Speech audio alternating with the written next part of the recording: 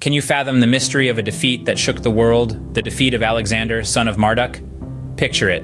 A new dawn, the army trudging through uncharted lands, the sudden emergence of an army of mounted elephants. A sight so unexpected, it was as if they had materialized from thin air. Overpowering and relentless, they crushed Alexander's forces, sending them into a chaotic retreat filled with screams of terror. Yes, Alexander, the invincible, had tasted defeat, a taste so bitter it shook him to his core. He was left to contemplate the absence of his father, Marduk. In his mind, Marduk was an unbeatable force, a man who would never have allowed such a defeat. He pondered on this thought, the sting of loss fresh and painful. Imagine the shock and the horror as Alexander and the survivors retreated to Babel, a world changed forever. Can you imagine the desperation of a son seeking his lost father? Alexander, after a crushing defeat and retreat, returned to Babel. His quest to find his father, Marduk, was relentless. His determination unwavering, even in the face of failure. His pursuit knew no bounds, no limits. His resolve led him down some dark paths, including the use of extreme methods. Yes, he resorted to torture, extracting knowledge from those who knew more than they were willing to share. In his relentless search, he unearthed a chilling discovery: Marduk's unconscious body, hidden in an underground urn. The shock of the discovery, the realization of his father's fate, was a blow too severe for Alexander. His lamentations echoed through Babel, a painful symphony of loss and despair. His grief was a raw, tangible entity, touching the hearts of all who heard his cries.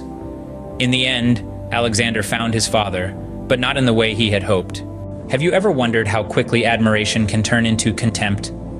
This is exactly what Alexander experienced in Egypt. After returning from Babel, he marched towards the land of the pharaohs, where he was greeted by crowds full of admiration, eager to embrace such a notable warrior.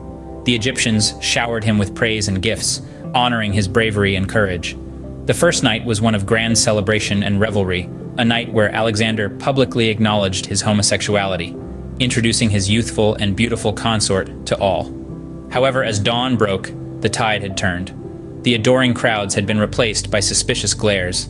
The admiration had morphed into contempt.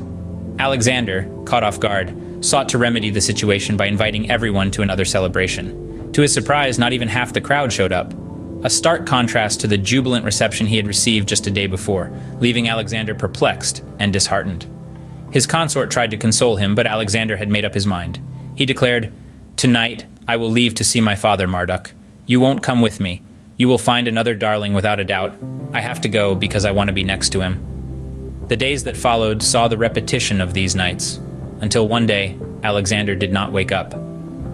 In a world where heroes were celebrated, Alexander found himself alone, misunderstood, and rejected. What happens when a warrior's spirit is broken? The aftermath of Alexander's fall from grace in Egypt saw him making the decision to retreat. Driven by a longing to be with his father Marduk, he left behind his beloved and the land that had once showered him with praise. His journey back home wasn't laced with the thrill of conquest, but with a somber realization of a world that had turned its back on him. In his final days, Alexander found solace in the bottom of a wine goblet. He drank excessively, perhaps in a desperate attempt to drown his sorrows, perhaps to numb the pain of his shattered pride. Day after day, night after night, he drank until he fell unconscious, a tragic end to a once mighty warrior. When the dawn came that Alexander did not rise, there were no grand funerals, no mournful lamentations. Respect for him had been lost, replaced by contempt and disgust. His death was met with indifference, a stark contrast to the glory that once surrounded his name. Yet, there was a detail about Alexander that was quietly brushed under the rug of history: his homosexuality. This aspect of his life was silenced, hidden away like a closely guarded secret.